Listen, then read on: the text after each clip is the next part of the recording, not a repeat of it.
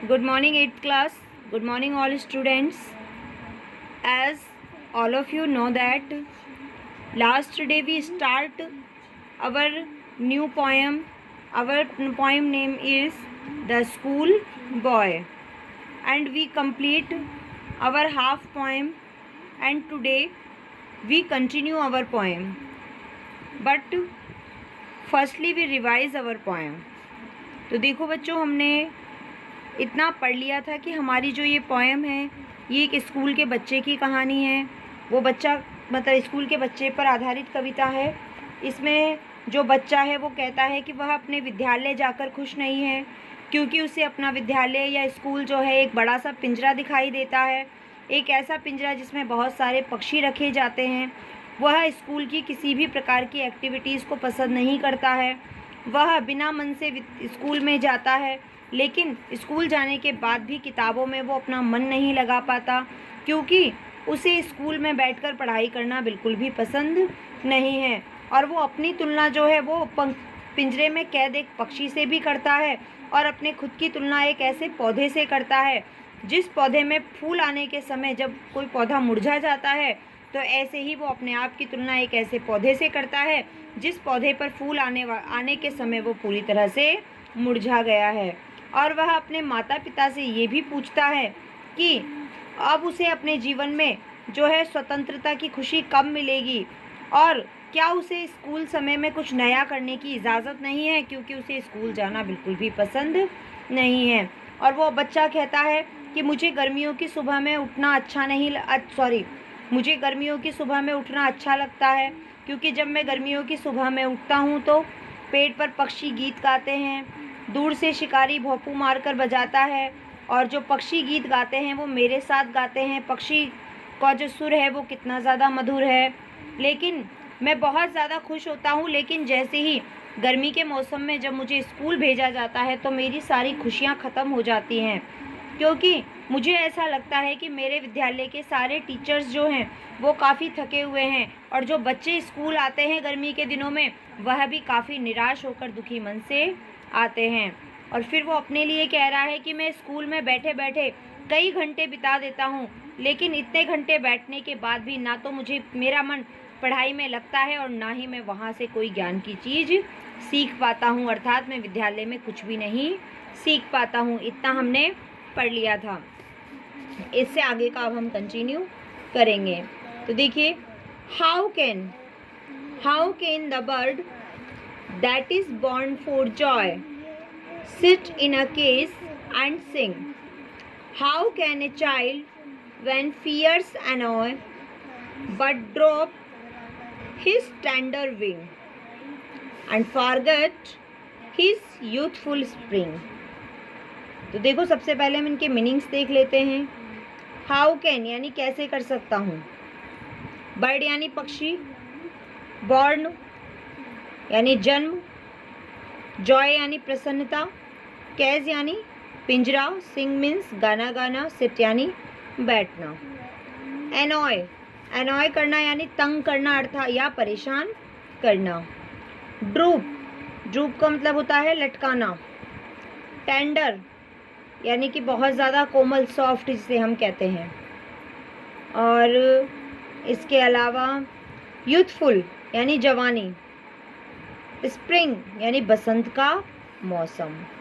तो यहाँ देखिए, अब वो आगे कह रहा है, बच्चा कह रहा है कि मैं अपने आप को एक ऐसा पक्षी जैसा महसूस करता हूँ जो पक्षी किसी पिंजरे में बंद हो जाता है। जब मैं विद्यालय के अंदर होता हूँ, मैं वहाँ घंटों बैठने के बाद भी कुछ सीख नहीं पाता, और वहाँ मुझे अपनी किताबें पढ़ने में भी कोई आनंद नहीं आता है। एक ऐसा पक्षी जो कि आनंद लेने के लिए जन्म लिए, जिस पक्षी ने जन्म तो आनंद लेने के लिए किया हो, लेकिन उसे अगर किसी पिंजरे में बंद कर दिया जाए तो पिंजरे में बंद होकर या पिंजरे में बैठकर वो व्यक्ति कैसे प्रसन्नता के गीत गा सकता है। यही मेरा हाल है। मैं अपने आप को ऐसा महसूस करता हूँ जैसे कि मैं एक ऐसा पक्षी हूँ जिसे बिना मन के विद्यालय रूपी बड़े से पिंजरे में बंद कर दिया गया है, जहाँ मैं आनंद की अनुभूति नहीं कर पाता, जहाँ मैं प्रसन्न नहीं रह पाता हूँ, और जो है किसी भी प्रकार की खुशी के गीत नहीं गा सकता हूँ। इसी प्रकार वो बच्चा आगे कहता है कि एक बालक, वो बच्चा कह रहा है यहाँ कि आप भी बताइए कि जब एक बालक बहुत ज़्यादा सहमा हुआ हो, परेशान हो, तो वो खुश कैसे हो सकता है, क्योंकि एक सहमा हुआ, डरा हुआ और परेशान बच्चा तो खुश हो ही नहीं सकता है। वह जब परेशान होता है तो एक ऐसा पक्षी के समान होता है, जो पक्षी अगर परेशान हो तो वह अपने कोमल पंखों को लटका देता है और वह अपने जवानी के बसंत के मौसम को पूरी तरीके से भूल जाता है। और जो इंसान या जो पक्षी अपने पंखों को ही लटका दे, अपने जवानी के बसंत को ही भूल जाए, तो वो जीवन में आनंद कैसे ले सकता है, कैसे वो खुशियों के गीत गा सकता है।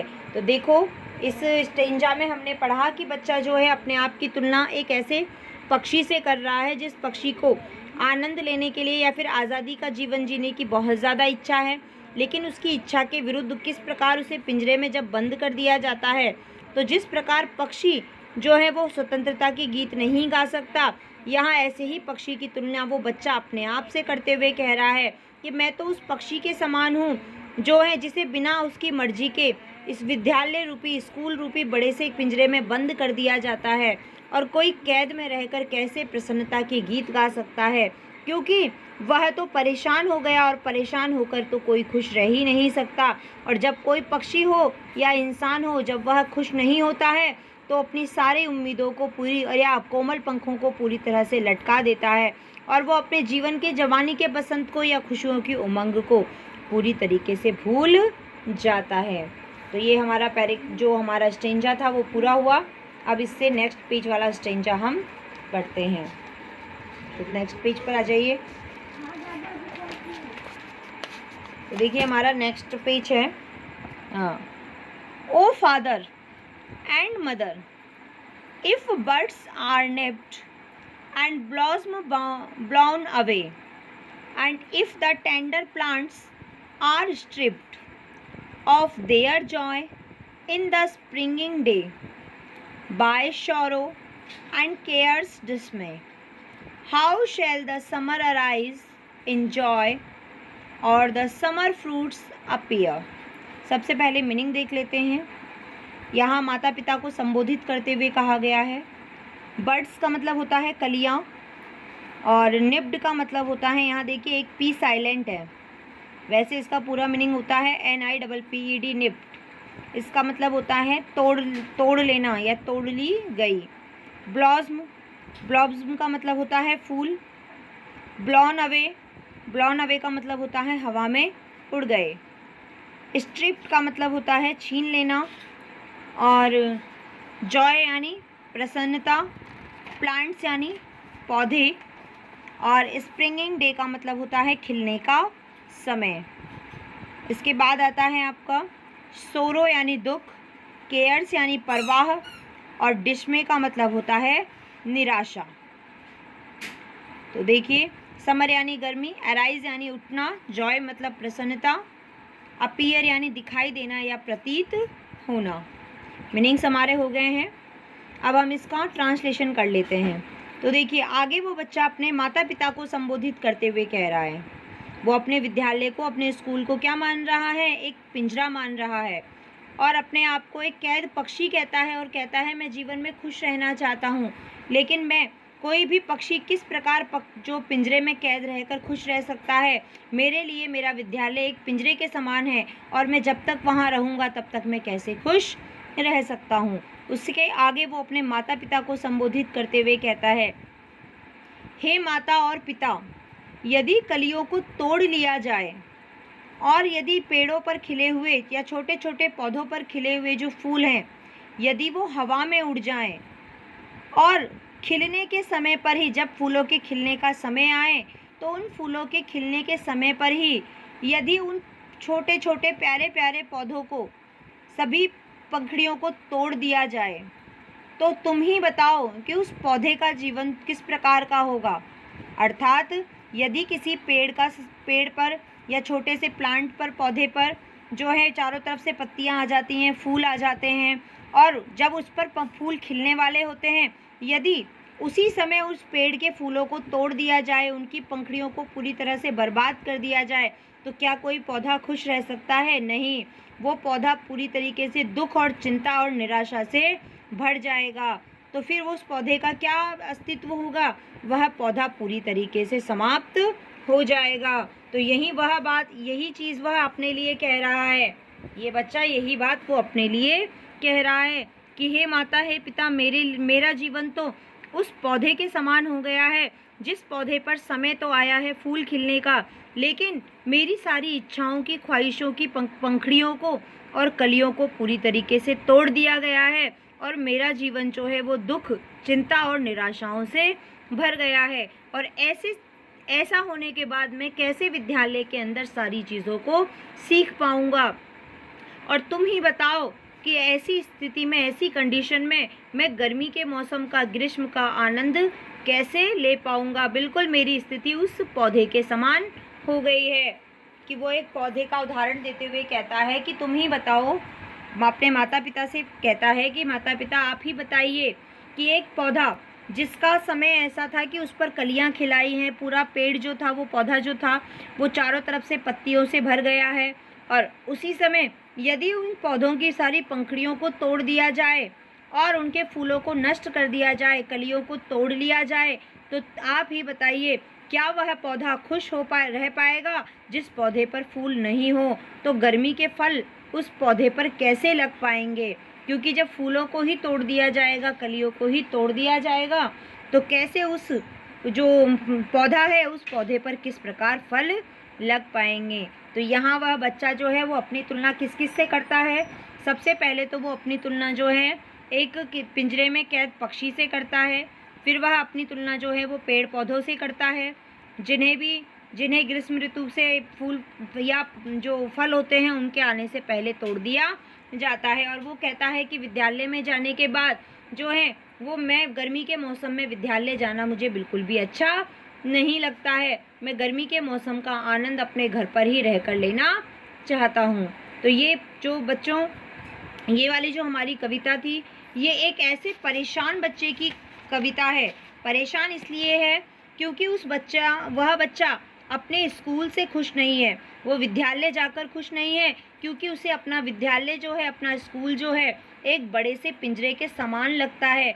और उसे ऐसा लगता है कि जैसे पिंजरे में पक्षियों को रखा जाता है, वैसे ही मेरा विद्यालय एक बड़ा पिंजरा है जिसमें बहुत सारे पक्षियों को, बहुत सारे बच्चों को एक साथ कैद कर रखा जाता है। और उसकी इसी सोच के कारण वह विद्यालय की किसी भी एक्टिविटी को पसंद नहीं करता है, और वो कई घंटे विद्यालय में बैठने के बाद भी वह अपनी किताबों पर ध्यान नहीं लगा पाता, और कहता है कि विद्यालय में बैठकर उसे पढ़ना और अध्ययन करना बिल्कुल भी पसंद नहीं है। वो अपने जीवन की तुलना जो है वो पिंजरे में कैद पक्षी के साथ करता है। इसके बाद वह अपने जीवन की तुलना एक ऐसे पौधे से करता है जिस पौधे में जैसे ही फूल लगने का समय आता है उसके फूलों को तोड़ दिया जाता है और वह पौधा जो है वो पूरी तरीके से मुरझा जाता है। और फिर वो अपने माता पिता से पूछता है कि वह अपने जीवन में इस गर्मी के मौसम में विद्यालय ना जाने की स्वतंत्रता की खुशी उसे कब देंगे, कब उसे कहेंगे कि बच्चे तुम्हें गर्मी के मौसम में जो है विद्यालय जाने की कोई आवश्यकता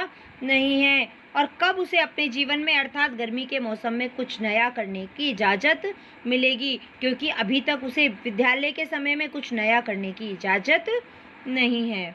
तो इसी के साथ हमारी जो ये पोएम है वो पोएम कंप्लीट होती है।